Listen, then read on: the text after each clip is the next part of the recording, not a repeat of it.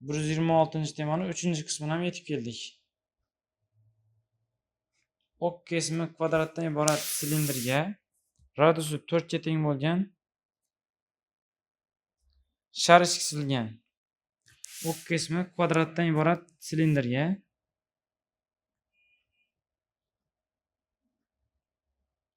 ok kesimi kvadratdan iborat degani shu ok kesim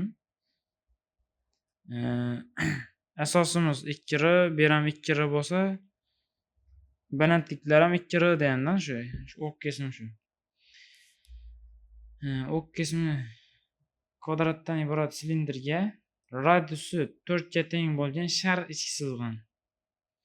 Shunga shar ichki chizilgan, shu kvadratga ichki chizilgan aylana bo'lib qoladi bu sharimiz. Demak, radiusi 4 ga teng bo'lgan shar bo'lsa, shu yer 4 bo'lsa, yana pas ham 4 bo'lsa, jami 8 bo'ladi. Ya'ni 8 ni 2 ga tenglasak, r teng 4 chiqadi ekan. Ya'ni silindrning asoslarining radiuslari 4 ekan. Silindr va shar sirtlari orasidagi jismning hajmini toping.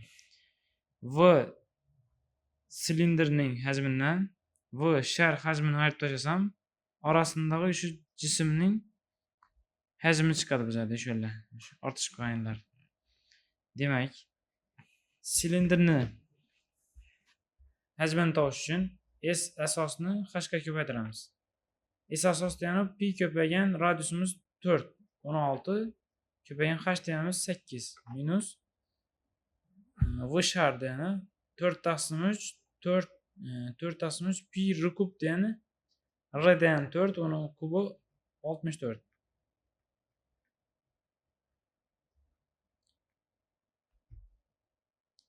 Demak, ikkala qosdan ham 16 pi ni qosdan tashqariga chiqarsam 8 minus 4/3 ko'paygan 4 qiladi. Buna 3 dan bersam 16 pi ko'paygan 24 minus 16 taqsim 3. 16 pi taqsim 3 ko'paygan 24 dan 16 ni ayirsam 8. Endi 16 ni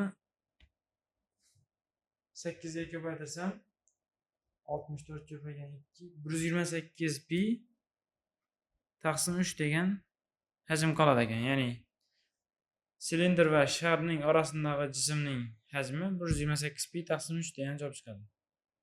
Ikkinchi, radius 6 ga teng bo'lgan sferaga ichki chizilgan eng katta hajmli silindrning balandligini aniqlang. Radius 6 ga teng bo'lgan sfera ichki silindr chizilibdi. Taxminan shunday chizilibdi. Radius 6, masalan shunday o'tchizsakda. Silindrning asosining radiusini o'zimdan kichik r bilan belgilasam, kichik r bilan balandligi h bo'lsa, o'zi balandligini aniqlang deb qo'ydi. Ya'ni v silindrning hajmi maksimal bo'lish uchun shu silindrning balandligini kichik bo'ladi deb turibdi. Ya'ni v silindrdan hosil olib 0 ga tenglaymiz. Demak, bu yer h taqsim 2 bo'ladi. Bu yer r bo'ladi. Shu yerdan Pifagor qo'llasam, r kvadratga h kvadrat taqsim 4 ni qo'shsam 36 bo'ladi.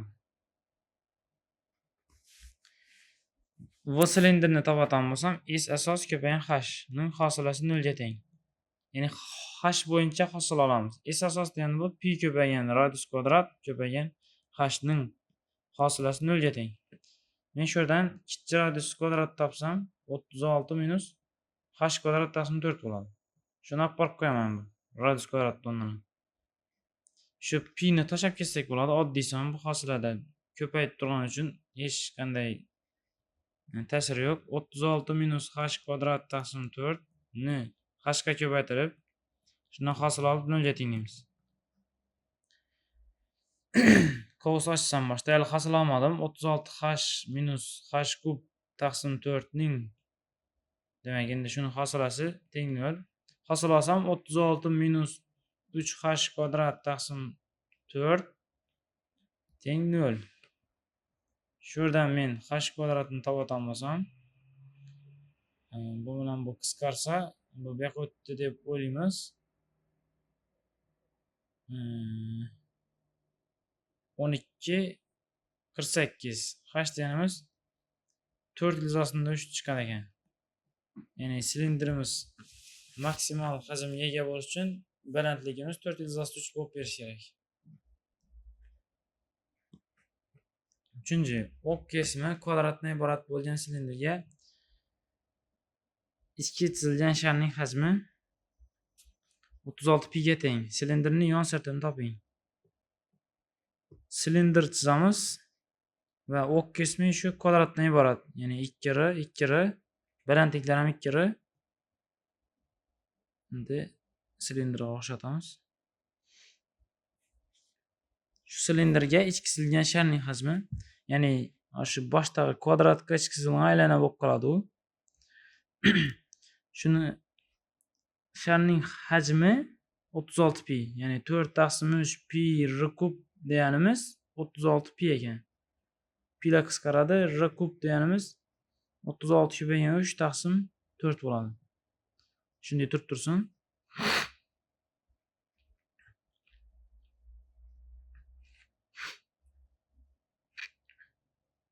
Yani hozir bu yerda silindrning asosining radiusi bilan sharning radiusi bir xil bo'lib qolib turibdi.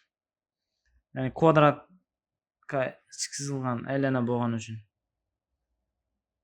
Silindr yon sirtini yuzini topish uchun S yon teng 2πr ko'paygan h deganimiz bu 2r o'tirdi. S yon teng 4πr kvadrat bo'ladi ekan. 2πr ni 2r ga ko'paytirib. Demak, 4πr kvadratini topsam shu javob bo'ladi bizda. 4 ko'paygan pi ko'paygan radius kvadrat. Hozir buni boshda r ni topib olsam, kub yuzasida 1/8/4 bo'ladi. O'zi buni soddalashtirsak bo'ladi ekan. 4 bilan 36 qisqarib bu yerda 9 qoladi. R teng 3 chiqadi ekan. Bu yerga qo'yib bersam 9 bilan 36 pi ekan. Demak, silindrning yon sirtining yuzi 36 pi ga teng. 4-chi, radius 6 ga teng bo'lgan sharni o'z ichiga sig'dira oladigan eng kichik hajmli silindrning hajmini toping. Radius 6 ga teng bo'lgan sharning ichine eng kichik hajmli silindr chizibdilar. Shuni hajmini toping dedi. Ya'ni hajmi eng kichik bo'lsa, shuni hajmini toping deb qo'ydi. Demak, yana shu silindrning asosining radiusini 2r desam, balandligiga o'tchasam h. Endi bu sharning markazi silindrning balandligini h/2 h/2 deb ajratadi.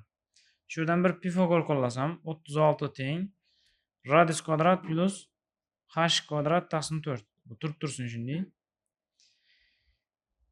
Endi asosiy masala, ya'ni v silindrning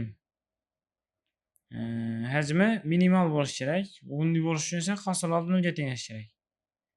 S asos ko'paygan h deganimizning hosilasi 0 ga teng. S asos degani bu pi ko'paygan radius kvadrat, ya'ni asosining yuzi ko'paygan h ning hosilasi 0 ga teng. Men shu yerdan radius kvadratni o'rnidan shu yerdan radius kvadratni topsam, bu pi ni yana o'chirib ketaman, sababi oddiy son. Shu yerdan radius kvadratni topsam, h kvadrat taqsim 4 minus 36. Radius kvadrat shunga teng. Shuni o'rniga qo'yaman shuni.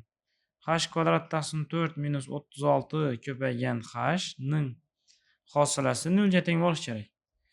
Qolsashib chiqaman, keyin hosil olaman. H kub taqsim 4 minus 36 h ning hosilasi 0. 3h kvadrat taqsim 4 minus 36 teng 0. H kvadrat deganimiz 12 ko'paygan 4. H deganimiz ilzosida 48 chiqadi. Endi ilzos H ni topdim. Radiusni ham topish kerak, sababi silindrning hajmi kerak bizga. Radius kvadrat teng H kvadrat deganimiz 48 chiqdi, taqsim 4 minus 36. h r kvadrat teng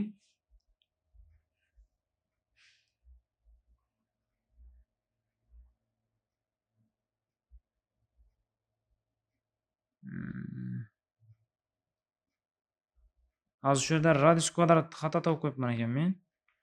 36 minus h kvadrat taqsim 4 bo'ladi. Bu hosilada umuman farqi yo'q, ya'ni hozir 10 ni o'zgarib ketibdi-da. Zarar yo'q. Radius kvadrat yana 36 minus h kvadrat taqsim 4. 36 minus 12 bo'ladi ekan. Bu yo'q bu yerda. Demak, radius deyamiz 12. Radius chiqdi, h bor. Demak, hajm topsak, s asos ko'paygan h. S asosimiz pi ko'paygan radius kvadrat. Radiusimiz 12 chiqdi hozir. Kvadrat 12 ko'paygan h deyamiz 48. Demak, bundan 16 ko'paygan 3 desak, 48 pi degan javob chiqar ekan. 5-misolimiz. Radiusi 3 ga teng bo'lgan sharni o'zi sig'dira oladigan eng kichik hajmli silindrning hajmini toping.